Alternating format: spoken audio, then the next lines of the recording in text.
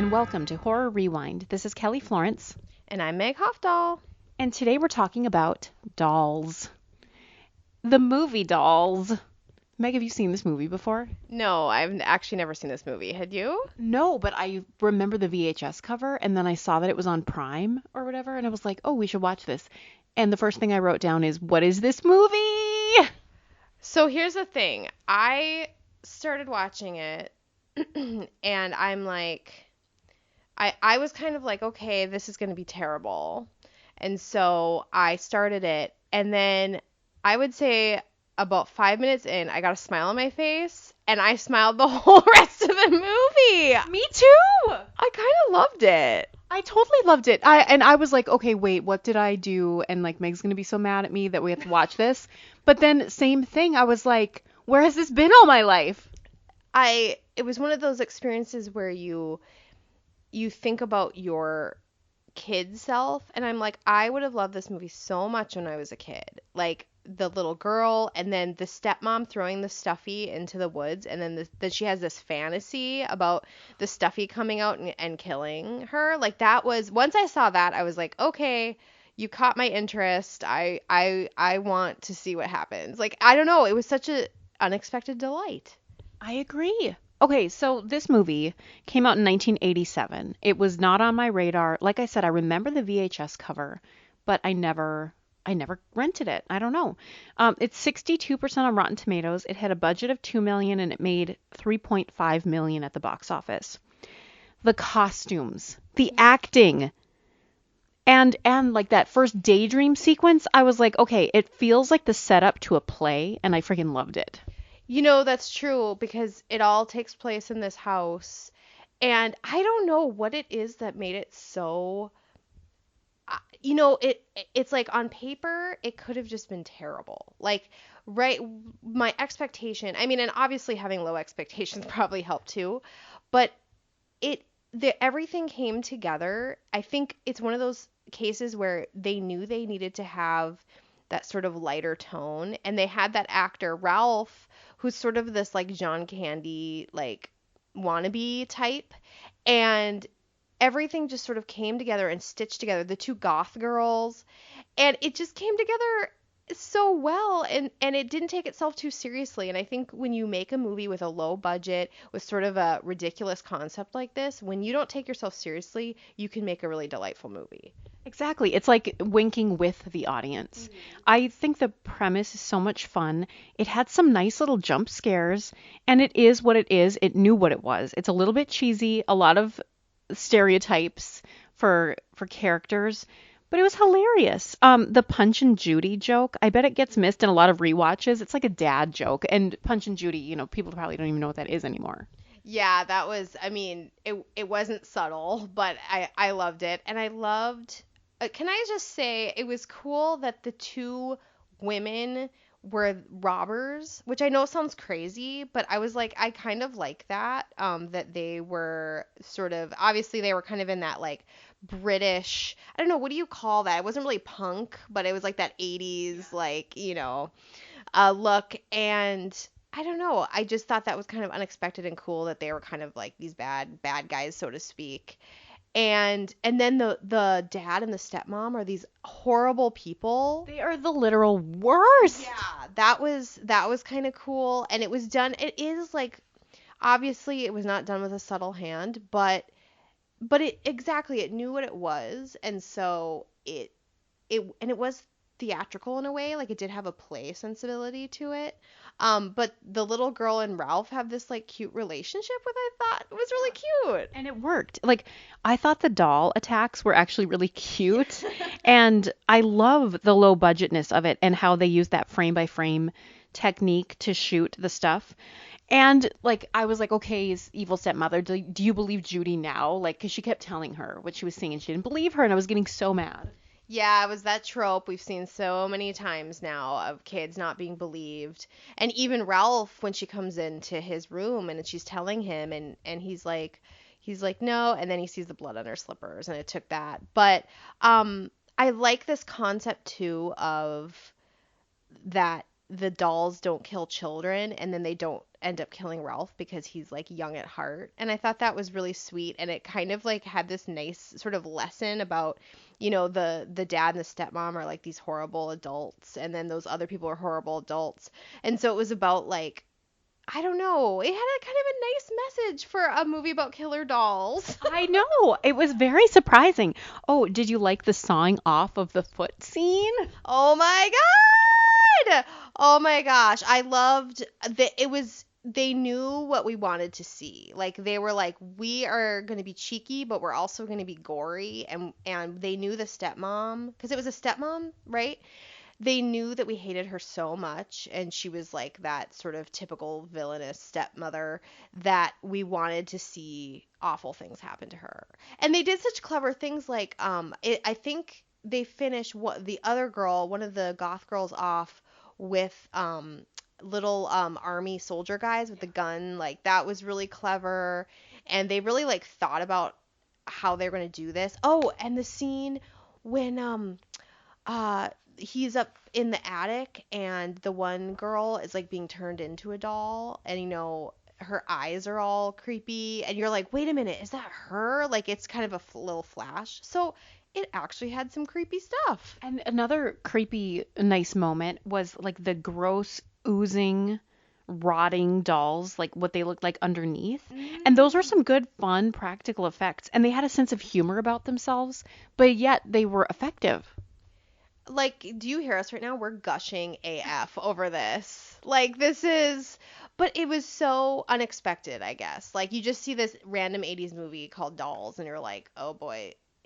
And I think something I've experienced, unfortunately, through this process, there are some horror movies that are just plain boring, and this was not boring to me at all. Like, I enjoyed it. I thought it was well done, and I don't know. I just I hold to this. I am an adult who loves stuffies. Like I can't resist a good stuffy. So when it started with throwing the stuffy in the woods and then the whole revenge fantasy, if I had seen that as a little girl, I would have been like, here is my spirit character, Yeah, and my spirit characters were those girls because they were dressed, like you said, it's not quite punk. It's really like Madonna in Material Girl.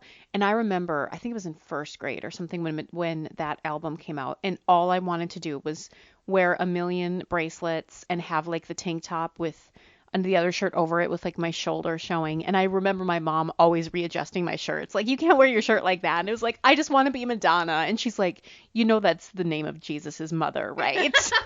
What a mom thing to say.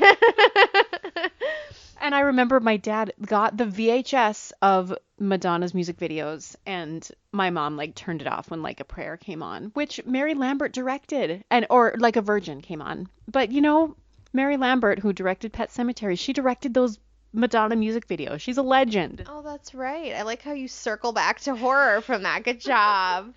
Yeah, well, and like let's just focus on dolls for a minute and why they're creepy. When we were doing research for our book, Plug, it's coming out in October, I was interested in like, why are dolls scary? And I was thinking, I think one thing is the way we treat them, because when we're little, we feed them and take care of them. And I don't know about you, but I had my Cabbage Patch doll like in a stroller walking around the neighborhood. And then all of a sudden we put them away, and then we put them in boxes, and it's like we take away that sort of humanistic quality we just gave them, and so we treat them like they're humans like half the time. And I don't know, it's just interesting to think about, like, how do you pick up a doll? Like, would you pick up a doll like it's just a thing by its face, or would you pick it up like it's a baby? You know what I mean? Like, how we treat it. And when we see characters in movies, and like this one, if you're dragging the doll around by its hair or its arm or its leg and you're not treating it like it's its own thing, it's like all of a sudden really offensive, or like, don't do that. But speaking of this and another level of real horror, how about the people who actually raise dolls as if they are children? There's people like that. I think there's a show on TLC about that. Yeah, there's definitely a TLC show on that. Side note, Dexter, he keeps watching, he likes the videos of the strange addiction of people eating sand and like stuff. So there, TLC is just a gold mine. But yeah, like the people who have the baby dolls and then they treat them. I mean, we're talking adults. Yeah. You know, like this has gone beyond when it's normal. And yeah, and it's like, and what is it about?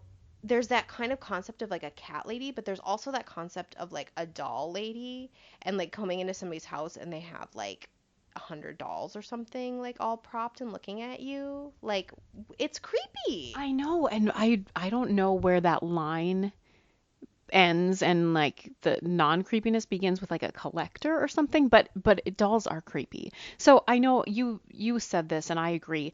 We were both like stuffed animal kind of people. I had more stuffed animals than I had dolls or Barbies.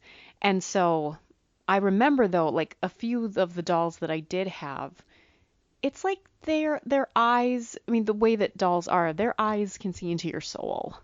Yeah, I don't know. There's just something like again about it that it's just like you treat it like it's a human, and then you don't treat it like it's a human anymore. And I think as you know, as humans ourselves, we kind of it's inherently scary to sort of think about how we play with them and then we put them away and lock them in a closet. And then there's that nice element of Toy Story, but then there's the Chuckies and the dolls because, you know, what's I don't know, it's like we don't respect them maybe.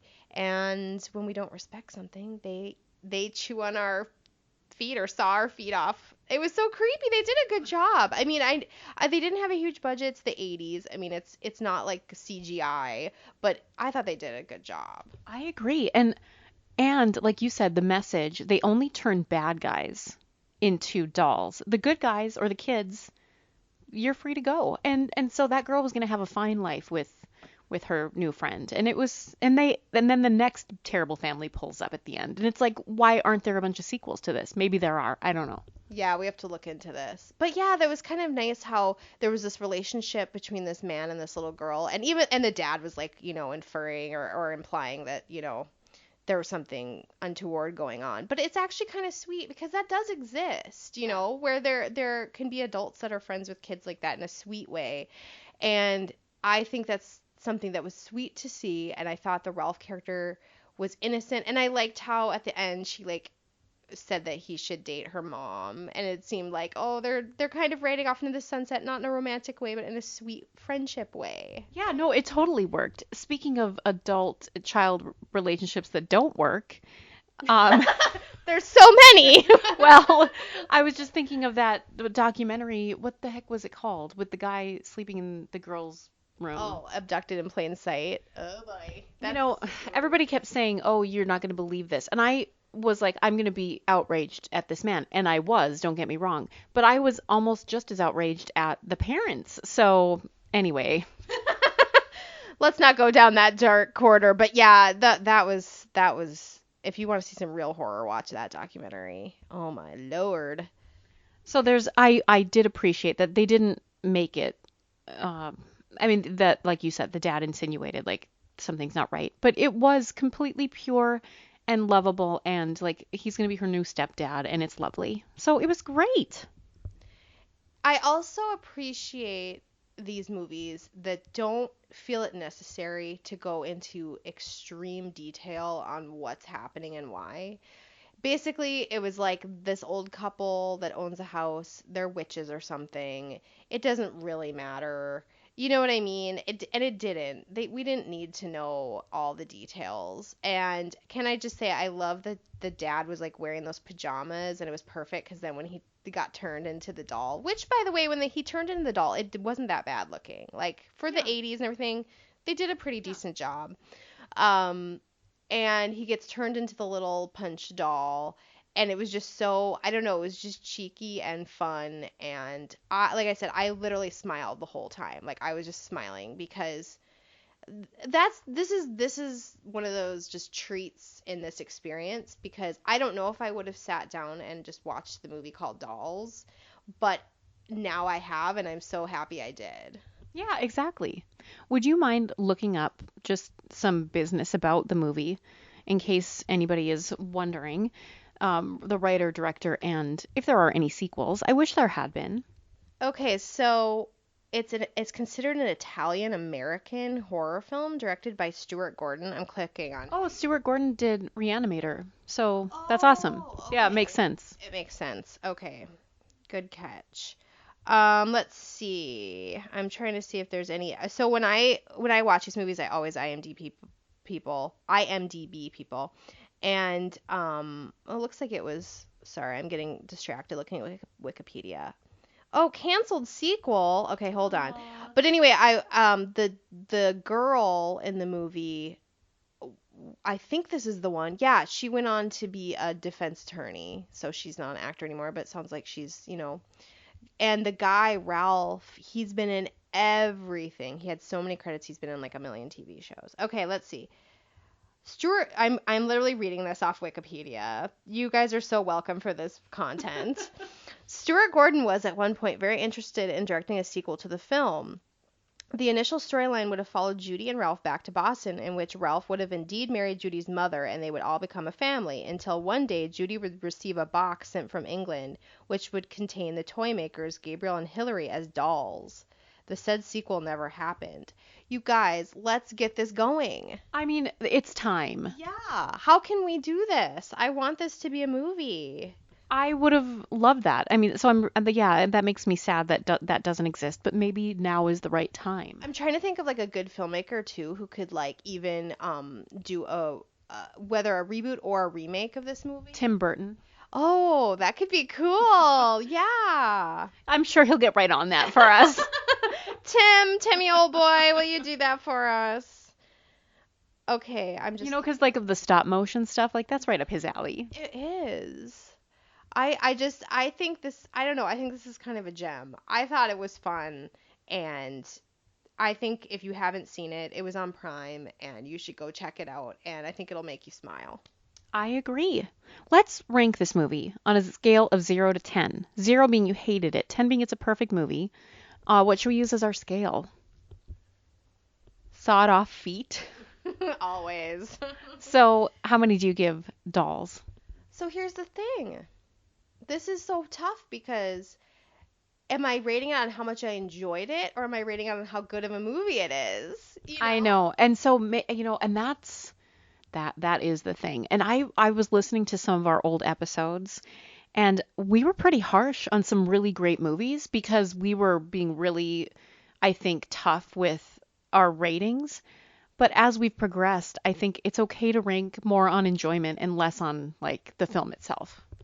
I'll say I'm gonna give it 9 severed feet from the sense of I enjoyed the hell out of it. I had a good time watching it. I had to pause it at one point and I would like wanted to actually go back and finish it. There have been a few where I'm like, ugh. So I enjoyed it. As far as like actual movie making and like that kind of thing, I mean, it's probably like a 6 or something. But from enjoyment level, I'm gonna give it a 9. I wrote down 6 for actual movie making. Like, okay, it's probably a 6, but enjoyment, boom, baby. Like, I'm at least an 8. I had a great time watching this movie. Go check out Dolls. And hug your own doll or it'll kill you. Ah! It's time for our fast forward segment. And Meg, you have some exciting news. Your book came out a couple weeks ago. Congratulations. Thank you so much. So tell everybody, remind everybody the name of it and where to find it. Okay, it's called Daughters of Darkness. It's the sequel to my first novel, Her Dark Inheritance. It takes place in the same creepy town, Willoughby, and we kind of get further into sort of the mythology of this town. And oh my gosh, there's body possession, there's kind of some creepy little girl action. You should do it like, what's his name on SNL? Like, it has everything. Stefan, it has everything. It does. If you're looking for body possession, read Her Dark Inheritance. And, no, Daughters of Darkness. Because he always says it like, slam. Yeah, I don't have the Stefan's wonderful delivery, but you should read it. And as usual, it's always female driven, and it has some blood and guts in it, but it has romance too, so it kind of runs the spectrum. And I'm going to be somewhere kind of exciting and you're going to be with me. So we should talk about that. Before we get to that, I want to say I loved Meg's first book, but I really loved the second one. So if you enjoyed the first one, get ready. Put on your seatbelt because this brings, I think, your storytelling and your writing to the next level. Oh, thank you. It was really fun, and I got to in the first book I write in the 1980s and present day, and in this book I got to write in the 1960s and present day, and that was kind of fun. I actually kind of enjoy doing the research and stuff like that, and yeah, I mean, I think you'll see. I think horror rewinders will appreciate the references and the characters. Everything in our brains, I think, is affected by what we watched as kids, and I think you couldn't help but notice. I think some things in this book that have definitely been influenced by my brain being rotted by horror movies. So thank you so much. And like I said, I've probably said this before on the podcast, but I'll repeat it. Like your world building is really great. And then we've got this world now established through the first book and through your short stories. And so then when we get to delve into more of that history and meet more of these characters or have them even uh, more fleshed out because we get more backstory or future story, it's so fun. It's like what else could you want is besides characters that you love or interested in and getting to spend more time with them? I mean, do you feel like that way as a writer too? Oh yeah, I'm working on the third book right now, and getting to sort of write as in Daphne's head again, it just felt like putting on slippers or something. Like it felt like this really warm, comfortable feeling. And I always say, like, there's the idea as writers, are you a plotter or a pantser?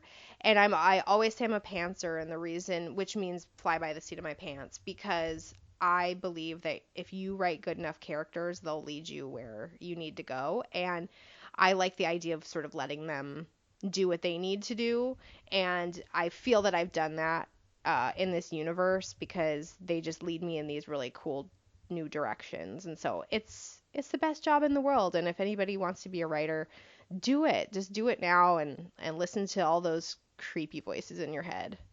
I love how you talk about that process of writing because I think like for creatives in general, there's different ways to look at, how to go about it. And I like my experience as a choreographer, there's you can take these steps and like put them into the song at a certain point or the choreography, or you can just let the music move you and have the muse guide you.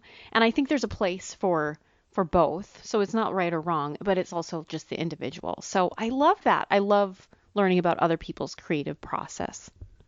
Yeah, I mean, I think everybody has to do it their own right way. And I've tried to be like a plotter, and I think sometimes it's sort of that like square peg in a round hole type of thing where we try to like force these things upon ourselves because we think it's the right way to do it. And then I just realized, no, I'm the type of person who just needs to do it my own way, just like everybody. So yeah, it's really neat, and something that's so cool about what we get to do is we get to be around a lot of creative people, and we get to hear about their processes and see how people do what they do. Like when I work for when I write stories for the Wicked Library, I get to have these like amazingly talented voice actresses read my stuff, and that's something that I don't know how to do and I couldn't do. And like choreography, like that's so beyond anything I could ever understand. So I just love also being around other creatives. Yeah, like and something I can't fathom either is like composing like a score or a song or anything. It's just it amazes me. So congratulations to all of you and your own talents. So speaking of creatives, there is an event coming up in May in the Twin Cities. So if you're in Minnesota and in Minneapolis on the weekend of it's Mother's Day weekend, so May 10th through the 12th, stop by and see us. Yeah, we're going to be at Wordplay downtown. It's run by the Loft, and I'm going to be there as author of my books. We're going to be there as Horror Rewind, and tell them who else is going to be there, Kelly. Stephen King is going to be there, you guys.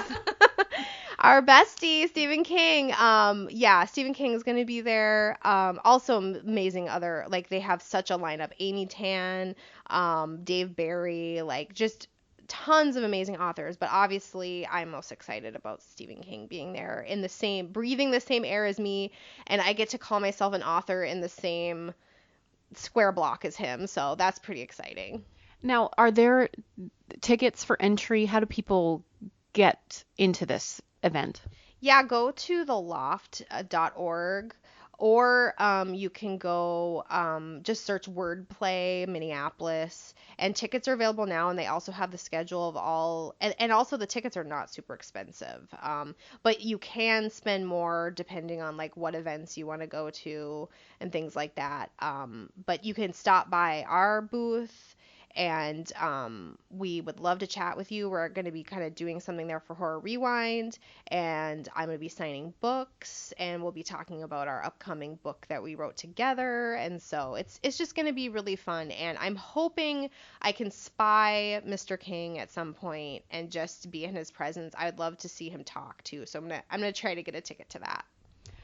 Oh, it's going to be so amazing. So, yes, we have that to look forward to. We hope that your April is lovely, and we hope that your spring gets nothing but better. Like the movie Dolls. It got nothing but better for me. It did. And like right now, we're sitting waiting for Italian food to be delivered. We're just waiting. We're looking out the window. And really, is there anything better? No, it's all coming up roses. Garlic bread's coming soon. So until next time, Rewinders, we'll see you in the horror section. Bye.